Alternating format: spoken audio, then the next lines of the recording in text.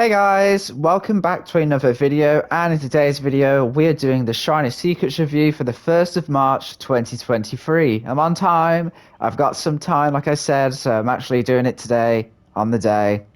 So there you go. I'm gonna try and keep consistent with this. As for other content, I'm not entirely sure yet. Um, I probably won't have time for like big things, but I would like to maybe try to do some more videos, gameplays, and other stuff as well. But let's get started. First of all, we have Ace in the Hole, which is an Ace perk, and this one has it so every time you open an item from a chest, there's a 100% chance that you'll get an add-on. Like you'll always get at least one add-on of very rare or lower quality. And then there's a 50% chance that you'll get a second add-on, which is uncommon rarity or lower quality. And also, when you escape, you keep your items and add-ons. So basically, essentially, it just gives you add-ons when you open chests. You'll always get one, and then at tier 3, there's a 50% chance that you'll get a second one. It's good if you're like me and you don't use items a whole lot. I mean, I do use them a lot, but I also like hoarding. I like having survivors with just tons of items and add-ons. So if you're like me, it's good for that. Also, it's good in general just because everyone likes items. If you get like one or two extra add-ons for it, then can't really complain, unless they're bad add-ons. But again, that's it's just random, really, isn't it? So, and it's good for like hoarder builds as well. You can use plunderers. You could use Elodie's perk, which I can't remember what it's called. Appraisal, I think. You could do a whole build about it and some luck builds to see what you'll get. It's basically just a good way to improve your items and improve your chances of surviving in a trial. And like I said, just for hoarding. So, it's quite simple, but, does its job. Next up, we have Alert, which is a Feng perk. And this perk I always talk about because this is one of my most run perks. I've been using it for years, and I love this perk. When the killer performs a break action, which is either a pallet, break a wall, or a gen, you see, pardon me, sorry about that. You see their aura for 5 seconds, and this triggers any time they do that.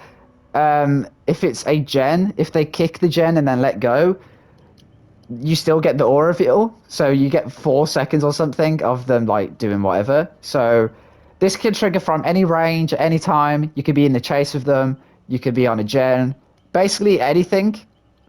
And as long as they're not undetectable, you'll see their aura when they break something. And undetectable doesn't work because obviously that hides their aura. So you'll still get the notification, which I guess is also information itself because you know that the killer is taking time to kick something, even though you don't know where they are. But, other than that, this perk is absolutely solid. Like I said, you don't even have to do anything for it to trigger. You just have to rely on the killer. And obviously the killer is going to be breaking stuff and kicking stuff. So this perk's solid. Everyone should run this, especially solo queue when you can't communicate with your teammates where the killer is. You'll just know. And on certain maps, if you're playing Midwich or you're playing Dead Dog, you'll get much more value because those maps have more pallets and stuff. Same with like the game and everything. So, it's simple again, but like it's honestly solid. Next up, we have Beast of Prey, which is a Huntress perk. This one is not solid. This one grants you undetectable once you get Bloodlust tier 1, and then the status effect gets removed once you lose your Bloodlust. It also, you get more blood points, which is just so random. It's like 50% more points. I don't know why that's there. This one is quite garbage, I would say. Bloodlust is like a weird mechanic anyway, because you can only get it once you've been in a chase for 15 seconds and you haven't hit the survivor, sorry. And then you get undetectable, which I always find undetectable in chase weird because like you're being chased so you know where they are. I could kind of understand it for like some loops and you could try and mind game it, but I think people just get used to mind gaming with the red stain, and survivors do fall for that still. So, and I feel like if you've got the muscle memory of mind gaming with the red stain, this obviously hides your red stain. So then, you know what I mean? Like it kind of just messes up with like your skill and everything. And like I said, Bloodlust is just a weird mechanic anyway, and then it gets removed immediately once you lose Bloodlust. So yeah, I think using a perk slot for this is really silly. The only situation I would allow this is if you're doing Adept Huntress. Other than that, you literally should never use this perk. 50% more blood points for Hunter is useless. Hunter is one of the easiest categories to get points in. And finally, we have Hex Huntress Lullaby, which is also a Huntress perk, which is very odd. I don't know if they've ever had two teachables for like the same character in a shrine. It's quite interesting. I've talked about this one a couple times, but basically every time you hook a survivor while this hex is active, you get a token, and then each token makes the sound of a skill check warning, and the actual skill check, it gets smaller, so that you have to less time to react, and you have to be really focusing. And then at 5 stacks, there's no skill check warning. You don't get the sound. It literally just has the skill check come up. And if you miss a skill check while the hex is active, you lose an extra 6% progress. So, yeah. Again, this is one of those things where I always say it's a hex perk, so keep in mind you can lose all these effects immediately at any time. But I think this one's okay. I actually do quite like the idea of this one.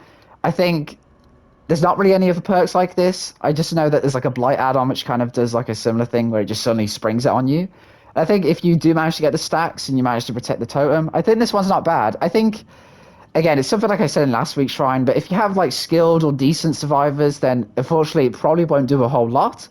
But at the same time, this one does rely on the survivors being focused, so there's no time to be distracted because, you know, you're going to lose your progress, the killer's going to know where you are, and you lose an additional 6% progress because of that effect. And yeah, so this could be a really pain in the ass perk if, you know, you get the stacks up, you protect the tome, if it's in a good spot, then yeah, this one could definitely be a pain in the ass. And every time I use this perk, I always get loud noise notifications, always. I get loads of them. You can use this on Doctor. It's very popular with his other perks, like Unnerving and Distressing, to make the terror radius bigger and get more effects and everything. But like I said, you can use this on like any killer. There's obviously much better perks to be using to, you know, hinder survivors on the gens. But this one's fun. I would say this is a fun perk, actually. Okay, so for ones to buy, I would say Alert is the absolute necessity. If you don't have this perk as a teachable, you absolutely need it because it's so good. I think especially if you're playing solo queue like I do, this one is so reliable. You don't have to do anything for it. I do kind of switch this out sometimes with Fogwise, which kind of does a similar thing, but I would say this one is a bit better just because you don't have to do anything for this one. The other one you have to hit great skill checks, which is easy to do, but the point is that for this one you literally don't have to do anything. It will just get you value throughout the whole match. Again, if it's an undetectable killer or they have undetectable add-ons, that's a kind of different story, but I guess that's information itself because, you know, at least they're not like sneaking up on you or anything because, you know, they're somewhere just breaking something.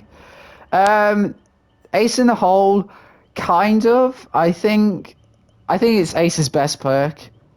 Actually, I don't know. I don't know if this is Ace's best perk or not, but I think like I said before, like it's not like a complicated perk. It just basically just gives you add-ons to your items.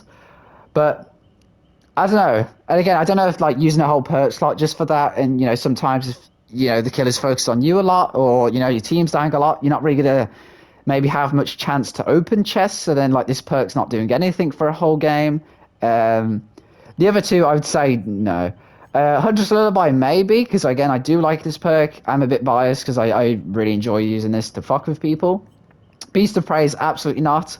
Ace in the hole, if you're interested, and Alert is absolutely, like, literally just get this now. Like, I don't care if you have, like, 2,100 shards, get this perk.